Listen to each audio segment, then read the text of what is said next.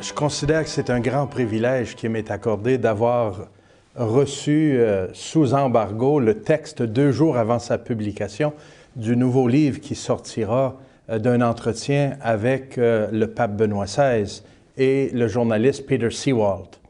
Le titre de ce livre, qui paraît le 23 novembre au niveau international, c'est « Lumière du monde, le pape, l'Église et les signes des temps ».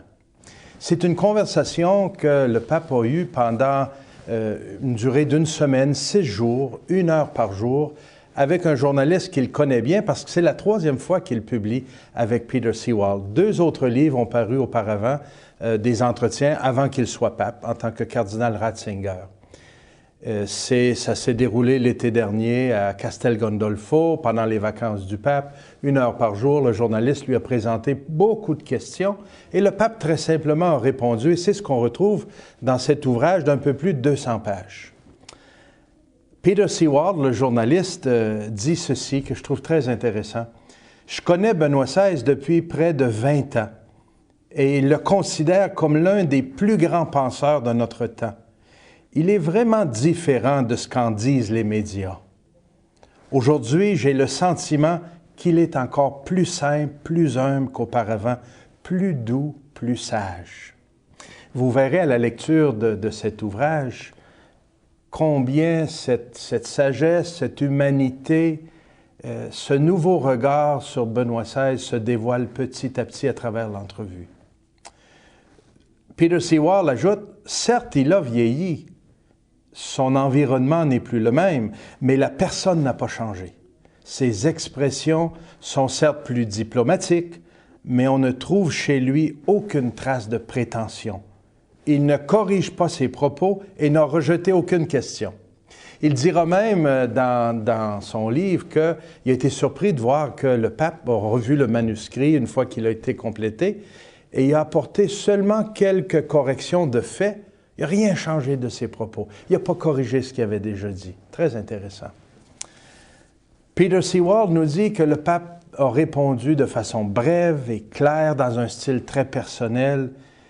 Il prend le temps de montrer son côté humain, ce qu'on ne voit pas toujours dans des discours officiels, dans des documents officiels de l'Église. C'est un autre contexte, évidemment, qui nous permet comme d'entrer chez le pape, d'entrer chez lui et découvrir cet homme qui, avouons-le, était assez malmené ces dernières années, à travers les médias. Souvent, on retient qu'une phrase ou deux, et là, on part avec des affirmations qui ne révèlent pas la profondeur de sa pensée. Ce livre ne parle pas seulement de la vie quotidienne de Benoît XVI, du fait que ce n'est pas un grand sportif, comme Jean-Paul II l'était, que c'est tout à fait une autre personnalité. Ce livre traite des grandes questions de l'heure.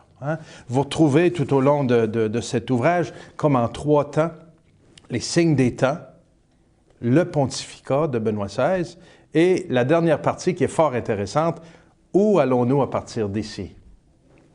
Les grands thèmes qu'il aborde, que vous aurez beaucoup de plaisir à découvrir, qui sont des réponses brèves, mais très bien mises en contexte, qui nous aident à décoder ce qu'on a vu dans les médias, il nous aide à aller plus loin et vraiment comprendre ce que le pape dit. Par exemple, sur la question du scandale des abus sexuels. Très intéressant ce qu'il rapporte. La crise Williamson avec cet évêque, lefévriste, qui a nié les chambres à gaz et les camps de concentration. La grande préoccupation du pape pour l'écuménisme et le dialogue interreligieux, spécialement avec les Juifs et avec l'islam. Très intéressant.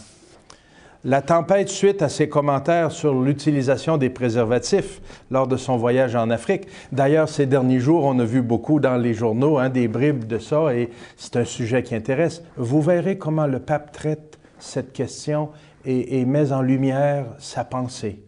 C'est là qu'on découvre, pas juste l'homme qui est là pour présenter un enseignement froid de l'Église, mais un homme qui est capable, et c'est ce qu'il souhaite, évidemment, qui passe à travers ce livre, montrer la compassion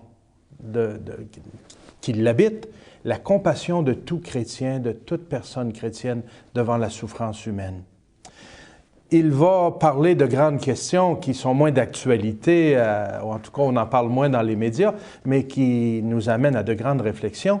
Il parle de la dictature du relativisme. Très intéressant. La catastrophe globale, le renouveau de l'Église. Des sujets que le pape aborde qui nous aident à aller plus loin. Et je ne vous en parle pas davantage parce que j'imagine que vous aurez le goût de lire ce texte. Vous aurez le goût de voir comment le pape se situe devant ces questions-là. Et aussi, l'auteur fait de belles introductions en présentant ces questions qui mettent en lumière et qui aident le pape à préciser. Finalement, l'homme, le pape, le Benoît XVI qui nous est présenté dans cet ouvrage, dans ce livre, est un pasteur, un grand théologien, nous le savons, un intellectuel, mais aussi un évêque, un cardinal, et depuis 2005, un pape. Un homme qui est capable de pleurer avec les victimes d'abus sexuels, un homme qui est touché par les catastrophes dans le monde, un homme qui est capable d'interpeller les jeunes et les rejoindre, un homme qui a un cœur qui invite à la grande aventure de la sainteté, à la grande aventure de la vie chrétienne, mais en même temps qui a de la compassion et qui veut accompagner les gens là où ils sont rendus, pour les inviter à plus. Vous savez, et le livre nous le rappelle, il n'a pas choisi d'être pape, lui. À 78 ans, c'est toute qu'une commande. Hein? Il a accepté de servir, de faire un bout de chemin. Et le voilà, un peu plus de 5 ans plus tard, presque 6 ans plus tard, il aide l'Église à avancer sur bien des questions. À la fin, vous retrouverez aussi des annexes qui viennent appuyer les grands thèmes. Hein? Le contexte autour des abus sexuels, des extraits de sa lettre au peuple d'Irlande, l'ensemble de ses propos dans ce fameux vol d'avion au Cameroun alors qu'il a parlé du préservatif. Voyez l'ensemble de ce qu'il a dit. Et enfin, de façon résumée, son curriculum vitae, tout ce qu'il a de réalisé au long de sa vie, c'est quand même impressionnant de voir le parcours de cet homme. Alors, où allons-nous à partir d'ici? Bien, moi, je vous recommande fortement de vous procurer le volume et de le lire en entier pour découvrir qui est vraiment cet homme, sa pensée, ce qui l'habite, sa réflexion sur l'humanité, sur le christianisme et sur les liens entre la foi et la raison. Le livre, le 23 novembre, sera lancé, entre autres, en italien et en anglais, et en Europe francophone le 3 décembre. Et chez nous, ici, au Québec, en début janvier, probablement 2011, il sera disponible pour le grand public. Nous l'attendons avec empressement et nous avons hâte de le lire. Je vous le recommande.